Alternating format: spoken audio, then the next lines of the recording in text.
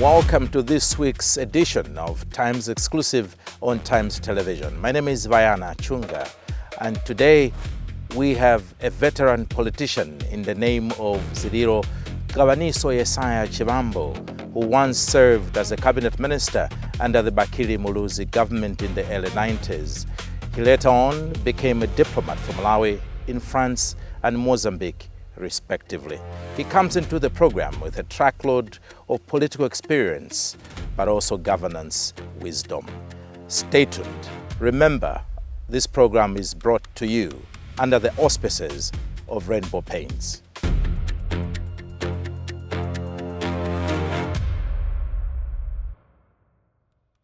Mr. Chibambo, welcome to Times Exclusive. I saw you speaking on public rallies for the UDF in the early 90s, and you were one political heavyweight at the time, very vocal and very candid on political issues. And I hope that you'll be very candid with the issues that I'll raise in this program. And to begin with, when you look back into the early 90s, Malawians fighting for multi-party democracy, is this the democracy that you were fighting for? Has Malawi benefited from the change and from the transition that you fought for? Or rather, we've been given a raw deal in the name of multi-party democracy? The democracy that we promised our people is not what I am seeing happening now.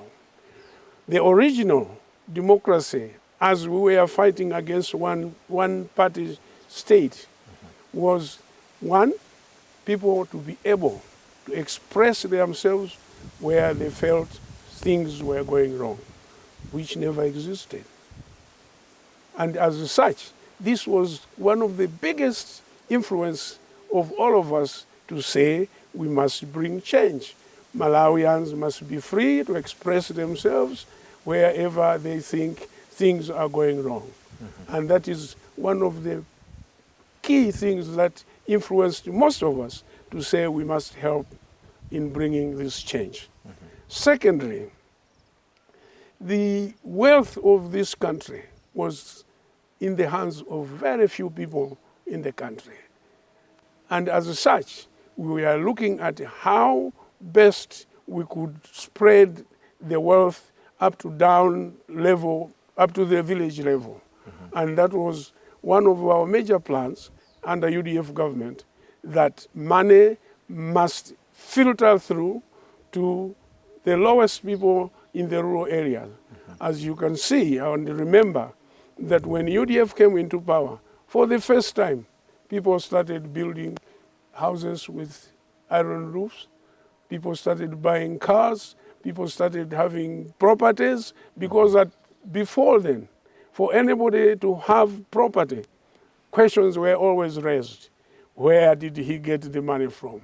Did he get this money from the rebels in Tanzania or from Zambia or from overseas? But we loosened up the people of Malawi to be able to point at an airplane with their finger without fearing that anybody is going to question their stand or their question as to how certain things are done in the country.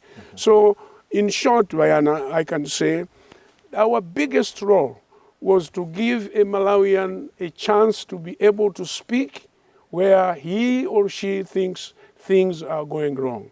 So we gave that chance to the people of Malawi.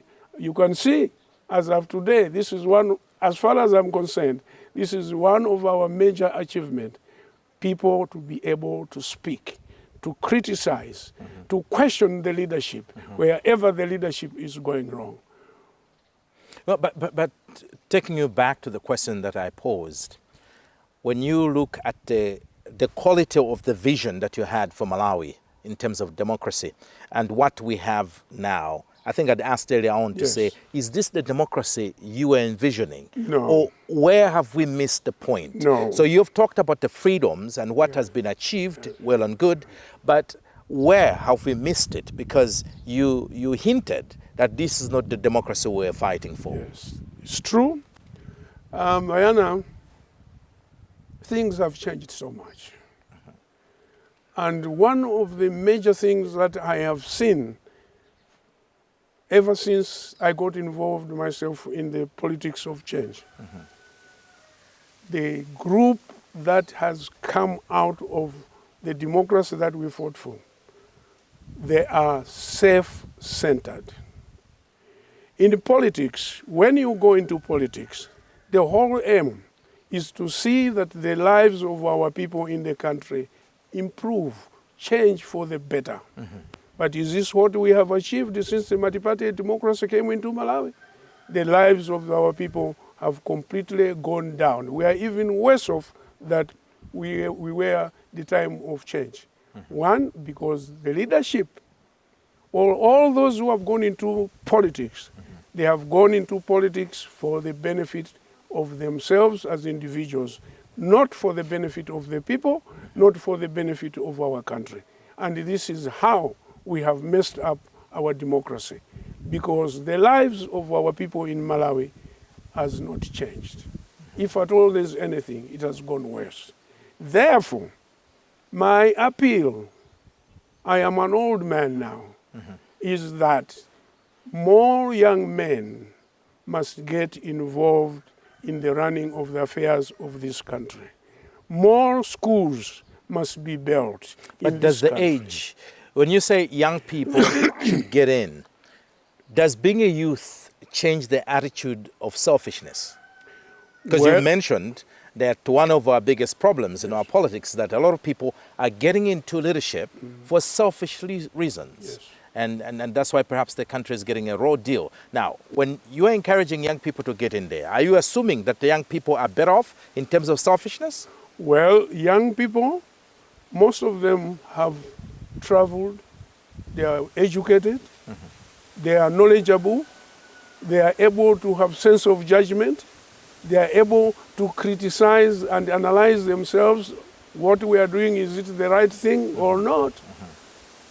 And you can see that the few young men who have been put into positions of leadership, they have proved that they can change the affairs of this country and the economy of this country.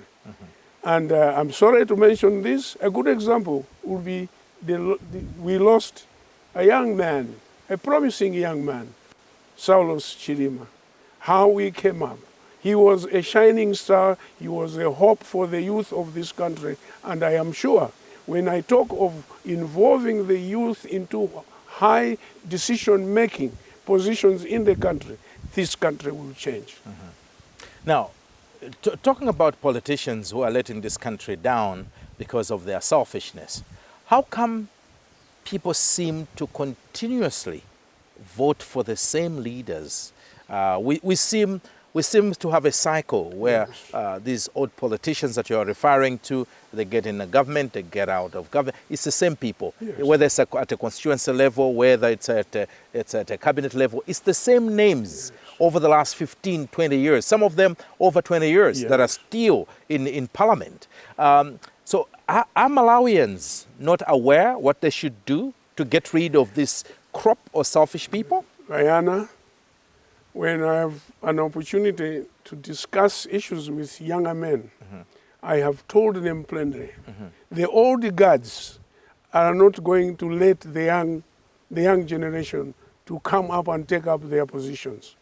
But I have said, keep on pressing, because old guards, they want to maintain that status quo.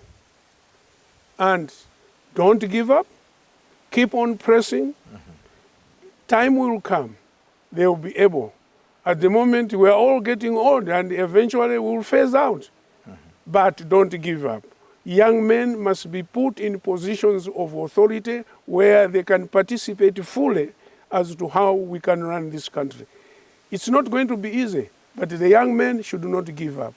And Bayana, what I can say to add on top of that is, as a country, Malawi has the lowest rate of what you call educated people in the country. Literacy. So as a country, a key area is education.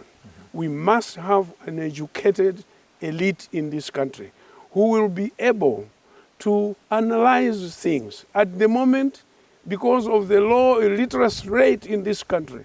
People think when leadership says something, they have to follow it. It's because the sense of analyzing is not there. So one, education is key.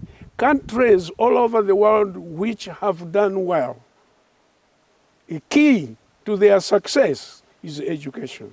So this country must build as many primary schools, must build as many secondary schools, must build as many public universities. Once we have a knowledgeable community, a knowledgeable nation, things will change in this country. You can just imagine, during the last election, people were promised the sky, thinking that things will change just overnight. Instead of politicians being open to say, yes, we will bring change, but change will not come instantly. It will be a slow process so that the people are able to understand. But the presentation of politicians to these issues were that as soon as there's change of government, MCP is out of government, DPP is in the government, the same day prices will go down. Everything will go down. Petrol will be there. Food will be there. Economy will change overnight. It's all this is taking advantage because of the poor understanding or poor understanding of issues of our people. So we can tell them anything and they get away with murder. Have things really changed because the government has changed? No, they haven't. The only thing that has changed is the price of maize. But what are the farmers saying? You have reduced the prices of maize, but will the farmer make money? Is this country going to have more farmers to go into farming to grow maize when they know clearly the prices of maize are going to be sold at the prices they are going now? No. What about fuel? What about forex? What about corruption? All these things have not changed. It's the way it was yesterday, it's the way it is going on now. But if you have got an educated elite in the country, these things cannot happen because people will challenge. People will challenge and say, no, you cannot come here at a public rally to tell us we will dig wells of petrol and you people will get free petrol when it's not possible. Now, you were a cabinet minister at a very critical stage of this country's transition into multi-party democracy. If my memory serves me right, you were Minister of Youth, Sports and Culture, you were Minister of Labor and Manpower Development, you were Minister of Natural Resources, and finally you became Minister of Health. Yes. Now, so you were definitely part of the change in this country. Yes. If you look back, where do you think you could have done better? Don't you think that the seed, the foundation that you laid also was faulty and was weak? Because you had a chance to put up a foundation which latter governments, would have built on. But somehow it seems this problem has been there. Yeah. Going back, what would you have done better as the first multi-party democracy government? Mayana, the change that came, nobody expected it to come. What do you mean? It was not easy to dismantle the rule of Malawi Congress Party in this country. Okay. And as such, we did not look in many areas if we change the government, assume we win the government. What are the major things that we had to get or we had to engage ourselves in? The most area we looked at was give the people a freedom to speak. All other areas, yes, economy and things like that, yes, we should have, and we did partially, but we didn't do the best we could. But we had laid a foundation that we could improve this country. When we became ministers, most of us were businessmen. Yes. And I remember the first cabinet the first had cabinet a was, number of business they people. were all businessmen. Is that because you were pouring money into the UDF for the campaign? We financed our own campaign. But what I'm trying to say is that when we decided to go into the fight against change, we did not think about money. We did not think about our positions. We did not think of the benefits that ourselves individually will get. I'll give you an example. Mm-hmm. I was running my own company, and this company was paying me 10,000 kwacha, free cook, free gardeners, free electricity, free water. And when President Muluzi appointed me to become a cabinet minister, do you know what our salaries were as cabinet minister? No. 3,500 kwacha salary. That was in, is that 94? 94.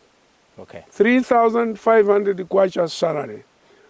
And then 500 kwacha entertainment allowance. I could have said, President Muluzi, I'm sorry, my company pays me, gives me the best when I compare to become or participate in the running affairs of our country. Mm-hmm. But we said, look here, personal benefits should be put aside. Let's put the affairs of our country, improvement of our country, the bringing of change of life of our people, that should be supreme. So we accepted to take up those positions. That is a sign that we did not put our personal interests in front. We put the interests of the country first. Let me tell you, as minister, my first portfolio, Minister of Youth, Sports and Culture. Yes. It was at the most difficult time because we had just destroyed the Youth League. We had just destroyed the Young Pioneers. Yes, the Malawi Young Pioneers. Malawi Young Pioneers. Mm-hmm. And that was one of my major responsibilities. How do we incorporate or bring change now that the youth, we have closed the youth movement, which did a lot of things in this country. Agriculture, engineering, name it. Kamuzu had put strong foundation in giving opportunities to the youth. But when these two organizations were scrapped off, we landed into a very big problem. Mm-hmm. What are we going to do with our youth? Training programs that Malawi Young Pioneers were in place, they were all scrapped. Here we are today, we are crying. So what did you do? First of all, we had to resolve how we should handle. Some of them, as you are aware, were put on the government payroll. Yes. And we had to work a way of how these issues could be solved. 2, we made a mistake for scrapping some of the programs that were there. The area that the youth, the Malawi Young Pioneer Youth Movement, where we should have left are some of those that were very productive. We should have scrapped off the security part of which we involved the Malawi Young Pioneer to get involved in the security of this country. So you are saying, when you look back, you think the idea of scrapping off Malawi Young Pioneers in totality was wrong? It was wrong. It was wrong. There are certain good things that MYP... Disarming them should have been the way to go. Exactly. But not to stop the other productive elements of the movement. I think there we went wrong. I do remember in one of the meetings that we were discussing, and I did raise, I remember vividly, that why don't we keep some of the programs that were there? Had we done that, the problem we are facing now of unemployment of our youth would not have been there. So this area, we made a mistake by scrapping everything that came under the youth. Don't you think that's one of the problems in this country, that the politics takes over when it comes to decision making, that you are looking at the issue of Malawi pioneers from political lenses, and not perhaps from a very productive as well as progressive perspective for the country, where young people could have benefited from the services that Malawi Pioneers was offering? Bayana, 100% correct. In fact, I was going to come to that. This country is not moving because one of the reasons is here we are. Here is a government. I'll give a good example of the current situation. Malawi Congress Party and its alliance partners, they started programs, very useful programs, building roads, building mega farms. A new government comes in, they scrap everything. They forget about what the previous government did. Let's start new programs. Now they're busy talking about Njakwa Road, they're talking about that road, they're talking about road. These programs were already there. It's a matter of the current government to say our colleagues stopped here and let's build from where our colleagues stopped. But that tendency is not there in Malawi. Scrap off of whatever programs the previous government did, let's implement the new program. People must see that this is the new government, it's implementing new programs. How can a country develop? No. Why do politicians struggle with tolerance?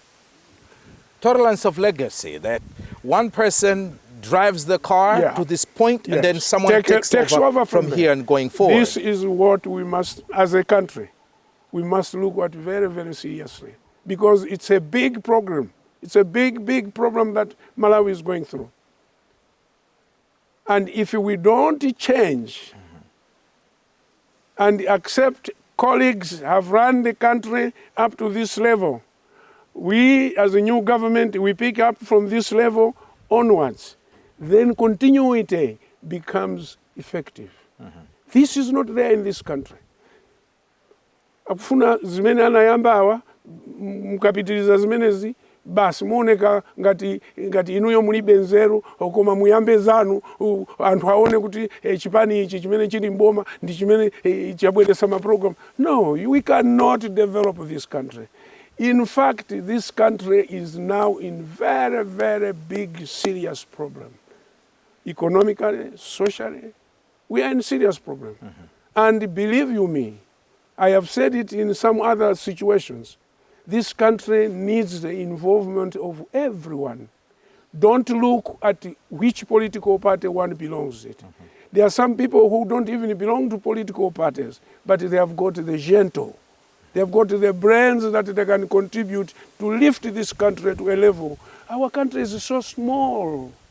Malawi has got lots of intelligent young men and women. Let's forget about our party differences. Let's love Malawi.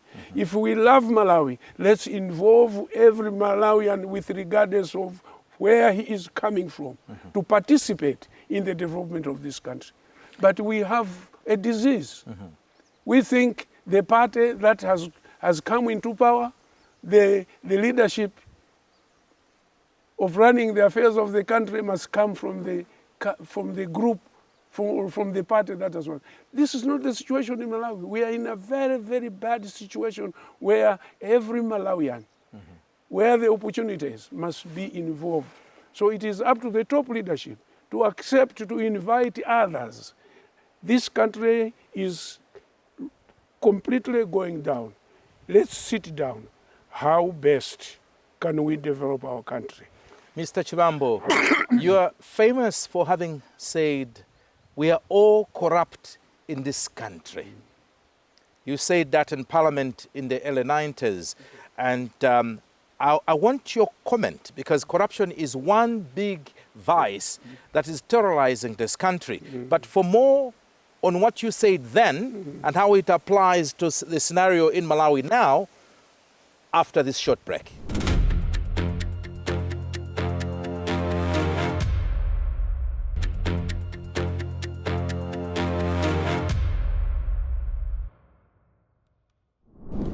Welcome back. You're watching Times Exclusive on Times Television. My name is Vayana Chunga, and our guest today is a veteran politician. His name is Zililo Chibambo, who was once a minister under the Bakili Muluzi government in the early 90s. He was also a diplomat for Malawi in France and Mozambique, respectively. Mr. Chibambo, you once famously said, "We are all corrupt in this country." You said that in Parliament. What did you mean? There was a discussion in Parliament on corruption. And when I saw both the colleagues from the other side of the bench and from also on the government side trying to defend that corruption never existed, I came out with the famous speech which I made, and I said, we are all corrupt in one way or the other in Parliament. Mm-hmm. This did not augur well, but I said it, having seen certain tendencies amongst the colleagues in the House, those that showed signs of trying to practice corruption in one way or the other, or trying to defend corruption in one way or the other. So this was a general statement which I made in Parliament, that here, let's not run away from it. We are all corrupt in one way or the other. Do you still hold the same view today, many years later? In fact, Vayana, what I said at that time fulfills what is happening today. This whole country has gone rotten. It's all corruption, every corner. You go into every department, you go into every company. You want to receive service, you have to give something in order to be served. Mm-hmm. So corruption has ruined our country. Corruption will never help us to develop this country. We are failing to get even support from countries that wanted to support us because they have seen how deep corruption has gone into our country. So to the leadership of this country, both those in government, those in government in waiting, those political parties that are thriving to come into government, they must know that our biggest disease in this country is corruption. And therefore, we must find a way of how we can get rid of this deadly disease. But other quarters feel that you were part of the problem as the UDF government from 1994. Because when you look at it, people think, once again, you laid the foundations of corruption in this country. Is that something that you agree with, or something that you... No, I don't agree. I don't agree with those sentiments. Mm-hmm. As I said But earlier, you admitted yourself that you are all corrupt. Yes, I did say that we were showing tendencies of corruption. Mm-hmm. And at that time, it was, I would say, what you would call petty. Now, corruption is no longer petty. But that warning should have given a light to warn all those that were coming after us, to say, here is a disease that is coming or cropping into our running on the affairs of our country. How should we avoid it? How should we do to deal with this situation? Not everybody, not really everybody. There are others who are dedicated to develop this country. Mm-hmm. But believe you me, Vayana, 90% of the people in this country, including our own chiefs in the villages, have seen areas where chiefs, people own farms, the least farms.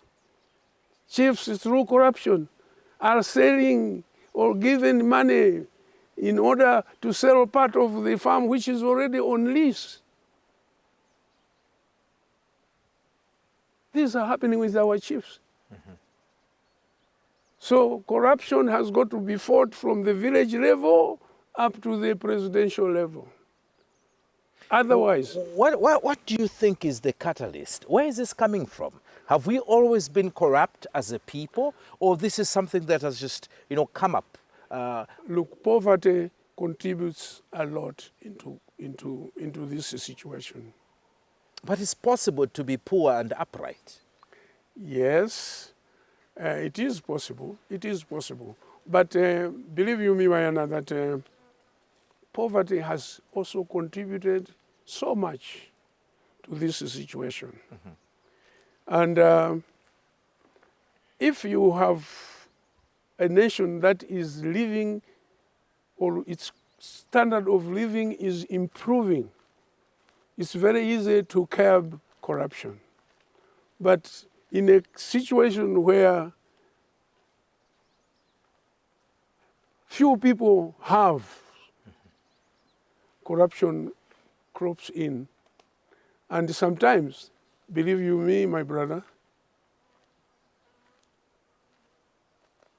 corruption, if not tackled, forget about development. Nobody should cheat to say this country, under the conditions that we are going through now, that this country can improve. When corruption is so rampant in every corner, something drastic must be done. What is that drastic thing that government must do? Strong leadership. And how do you define strong leadership? Leadership must be able to make strong decisions. Those decisions, and see to it that those decisions are implemented. This is what is lacking at the moment. I don't think the leadership is putting its foot down enough. As a result, those below are taking advantage of such a situation. Can you be more specific in terms of what government can do to show exactly what you're talking about, being strong and vigilant against corruption? I'm sorry, I will say this, Rihanna. As we are now, we have top people in the government who are answering charges of corruption. Now, bringing them into government, do you think they can help in curbing corruption? No, no ways. But the law is clear that you are innocent until proven guilty. Yes, but yes. If you wanted to have an honest team, why not wait until those cases are finished in court and they are proven not guilty? Then you bring them into government. But what picture does it give to the people? Awatu alipa milandu, akudikira milandu ya corruption, anapanga is, and you bring them into government. Who do you think people will understand what is happening? So when I talk of strong leadership, these are some of the things that leadership has got to say. No, look here, as much as I wanted you to become one of my cabinet ministers, but because of A, B, C, D, let's wait, let these cases go into court, let them prove you guilty or not guilty. If you are proven not guilty, I'll bring you back, I'll bring you into government. But to bring people who are answering charges into running the affairs of the government, it doesn't send the right signals. So when you talk about corruption, people just laugh, say, we are not serious. Even those that help us, the countries that help us seeing the way we do things, they say we are not serious. And believe you me, as we go along, there will be more and more countries that will be withdrawing financial help to our country if we don't change the way we are doing our things. So my plea is not only to the leadership in the government, is leadership into political parties, that please instill the spirit of loving our country. Because all those that are involved in corrupt practices, they don't love this country. They don't wish this country well. So please, let's change. Let's change in the way we are doing things. Authority, our courts must also move in quickly. Our courts are slow. Whatever reasons, I don't know. Cases are taking years. So people are not scared. They can steal money in the government today. They know it will take another 10 years before they are brought to court. By that time, they will have enjoyed all the money that they sold. So courts too have got to move fast. Too many adjournments. Sorry to stop you. Other critics may watch this interview and ask the question, but Mr. Chibambo, you yourself were accused of allegation, Yes. Abuse of office when you were in the diplomatic service. And don't you think it's hypocritical for you now, years later, to come and talk about corruption in the manner that perhaps you are? Diana, I was taken to court, and the courts proved me wrong, and they found me guilty. I served 2.5 years under suspension. And because of that, I withdrew from the political scene. Because once you are charged, you are supposed to stay 7 years without being put in any public office. I see now 1 or 2 people who have just been forgiven by the previous government. Now they are being given positions in public offices. This is wrong. I don't want to mention names. There are people who have been sentenced, they were in prison, they served in prison, but the government pardoned them. Now they are pardoned, there's a new government, and you bring these people into public offices. No, something is wrong. That's what leadership comes in. Something is wrong. Why? The law itself is clear. If you are found guilty and you have served in the jail, you are supposed to stay 7 years without being given a public office. Is it difficult to implement these things? But So in terms of, you've talked about leadership, what else can be done? Because this issue seems to be the elephant in the room. We all talk about corruption. We all talk about abuse of office. We all talk about things going wrong, leaders betraying the public and their confidence. But what on the ground can really be done as a nation? Maybe besides the president and what you have mentioned, the courts. What else can we do as a people? What else? Those that are involved in corrupt practices, who has been punished? This is the question. Who has been punished? So nobody fears to get involved in corruption. Yeah. Because no action is taken on anybody. There are people that the whole nation knows that these people are corrupt and they have been involved in ABCD. Who has been punished for those things? Nobody. Until such a time that people who are involved are taken to court and punished. During Kamuzu's time, you steal 2 and 6. I'll give you an example. Yes. My late other cousin, he was a clerk in DC's office in Lilongwe. He stole 2 and 6, 2 shillings, 6 pence. He was working in the district commissioner's tax office. He ran away in Malawi. He died in Zambia because he knew, if I am caught for 2 and 6, you didn't even go to court in those days. Kamuzu used to say to steal from the government was treasonous. You would go to detention where you would rot there without going into court. So that is how seriousness leadership was against corruption, against theft. People are now stealing government money as if it is their own personal money and no action is taken. Do you think we can fight corruption? I'm sorry, we are not. We are joking. Nobody is punished in Malawi for being corrupt, for stealing public money. This country is losing billions. Look at what has happened in Malawi's hotel, clearly showing there's definitely something wrong, but people are trying to cover it up. Do you think the people in the rural areas, when they hear things on the radio of what is happening, you think they are happy? You think they are smiling? No, we are not fighting corruption. We are not serious in fighting corruption.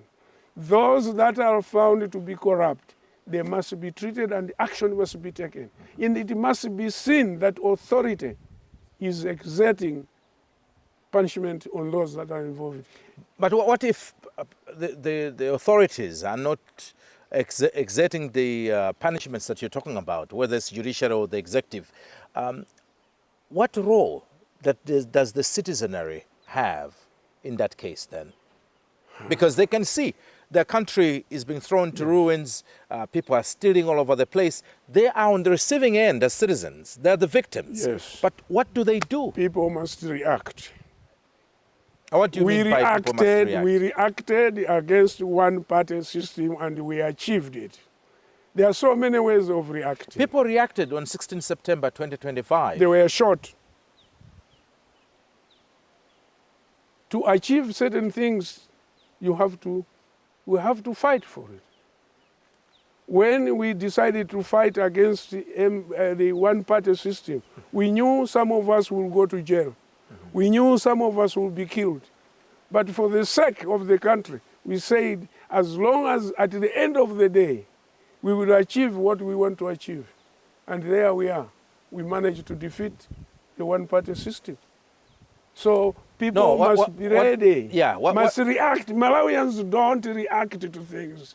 What I meant was on 16 September 2025, people went to the polls and voted, and they took away the MCP government with the hope that the new government was going to be to deal with the issues that were bothering Malawians, things like corruption, things like bad economy, things like high inflation, growing debts, both foreign and domestic, and what have you. And so that was a form of reaction, the democracy that you fought for. You told people you can react using the ballot. Exactly. How else should they react? Look, I wish I was young. I would have answered that question clearly. Okay. But I am an old man now.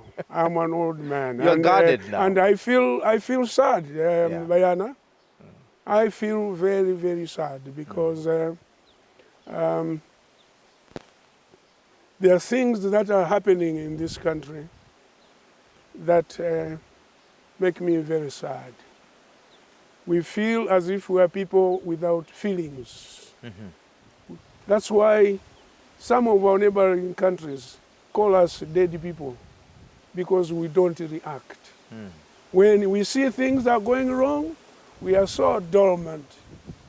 And as long as this dormancy continues, let's not talk of development. Let's talk of not improving the welfare of our people. Until the day that the leadership will start acting against those that are involved, and to be seen that we are really punishing those that are involved in these malpractices, Malawi will never improve.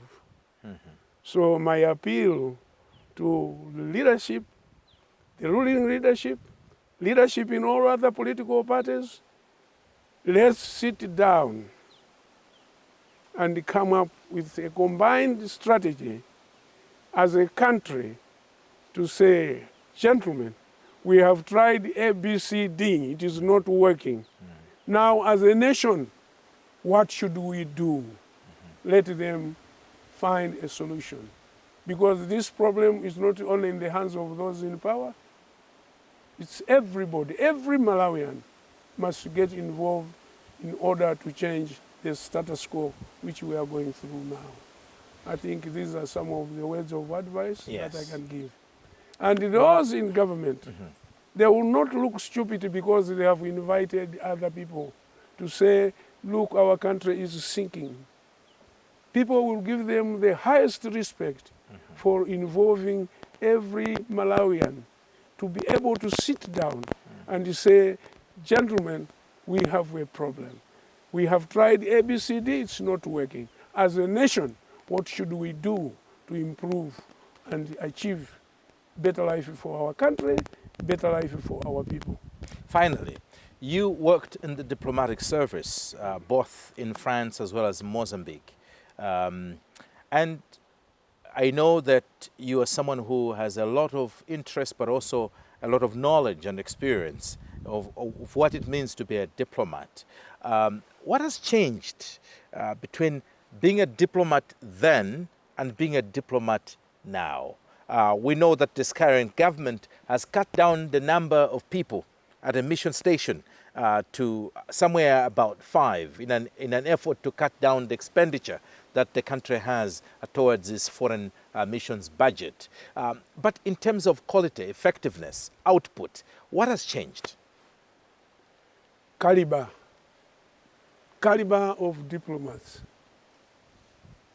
Look at the group of caliber of diplomats who were sent to embassies during Dr. Banda's time. Look at the caliber of diplomats during my time. Look at the caliber of diplomats that are being appointed now. Then you analyze us, you'll find an answer. 2, cutting costs, yes. It is very important. One of the biggest diseases we have in this country or in our governments is how to control expenditure. At the moment, we want the small fish to help in reducing expenses. The big fishes, they don't want to get involved. Look at the vehicle. When DPP government was out of power, they talked a lot about MCP vehicles, the type of vehicles that the ministers, the statutory bodies were using. I would have thought immediately DPP came to government, they were going to sell all those vehicles and come up with reasonable vehicles. That has not changed. Some new vehicles have been bought, huge 8 VCs. They call them what? 8 cylinders? 8 cylinders. Yeah.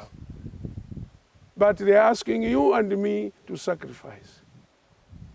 So expenditure control must start from the top. I remember when we went into government 1994 under Bakiri Muluzi, we talked about cash budget. In cash budget, each minister was given 6,000 kwacha to run a government vehicle. If you used that 6,000 kwacha in 1 week, because you did not use it properly, you ran the government vehicle with your own money. As part of expenditure control. We never bought new cars. We inherited the cars that Dr. Banda's ministers used. We never bought new cars during Muluzu's time. So, cutting expenditure should not only be the bottom line. Starting from the president, his ministers, members of parliament, all those must be involved in cutting the expenses. Look at the salaries of members of parliament. Why is it that people now these days fight for becoming a member of parliament? Because it is one of the highest paying jobs in the country. But towards the cutting of expenses, what is it that members of parliament have done? Have they reduced their salaries? Have ministers reduced their salaries? Have they reduced their allowances? No, this current government reduced the fuel allowance by 1,000. That's not enough. We are in a very bad situation. We are still borrowing heavily. Some borrowing, we are doing it privately without going through parliament to authorize those borrowings. So when we talk of reducing expense, it must start from the presidency. From the presidency, cabinet, members of parliament, senior civil servants, down, everybody must sacrifice. We must reduce expenses. At the moment, this country is not generating enough wealth to be able to develop this country. And as long as the country is not able to generate enough wealth, this problem of underdevelopment, poverty, will persist. Mr. Zililo Chibambo, how do you want to be remembered? When your time on earth is gone, how do you want this country to look at you and remember? I don't know. It is up to the people to judge. I can't specifically, but I want them maybe, because I'm one of strong advocates of education to our people, involvement of the youth in the affairs of the country, not only bringing them into, but into positions of influence. Mm-hmm. Because, look, at my age, what is it that I can contribute? My time is gone. The little we contributed brought change into this country. That is one of my strongest achievements that I can claim I have contributed to bring change into the politics of this country. Because if we did not sacrifice to fight Malawi Congress Party at that time, if we did not sacrifice to fight Dr. Banda at that time, this country would not be where it is. So as far as I'm concerned, my biggest contribution to this country is the role I played during the politics of change. Mm-hmm. And if I will be remembered, I must be amongst the list of those people that were involved in the political change of this country. At the moment, the first cabinet that Bakiri Muluzi appointed, there are very few of us who are still alive. So we thank God that the few of us who are still alive are watching. We have watched now more than five governments, is it? Mm-hmm. And I think God is still keeping us for a reason, to witness all where we can contribute through advice. We will do that. Thank you. And my appeal to colleagues in the government, don't be shy to ask advice from whichever angle it comes from, because advice is the cheapest thing that you can get and which will help our country. There are guards in the government who will cheat the leadership. Bwana, musamvere au msagafuse au msagafusa Muluzi, msagamfuse Joyce Banda, ameneo mkagafusa mune gawopusa. Akulu akale pachichewa mati mutu umodzi susenza denga. So what they meant is that always consult. Where you have problems, consult others, and advice will be given for nothing, for free, for the betterment of our country, Malawi. Thank you very much. It has been a pleasure having you as a guest in this program. Thanks very much, Wayana. I have also enjoyed the conversation. Some very difficult questions you raised, but I hope I have answered in the best of my knowledge, and the message, mostly to the young people, is going to reach them. I thank you. Thank you. And that also marks the end of our today's edition of Times Exclusive on Times Television. Today, our guest was Zililo Chibambo, who was once a cabinet minister, but also a diplomat. Until next week, when I'll come again with another guest in the same program, my name is Vana Chunga. On behalf of our sponsor, Rainbow Paints, it's goodbye.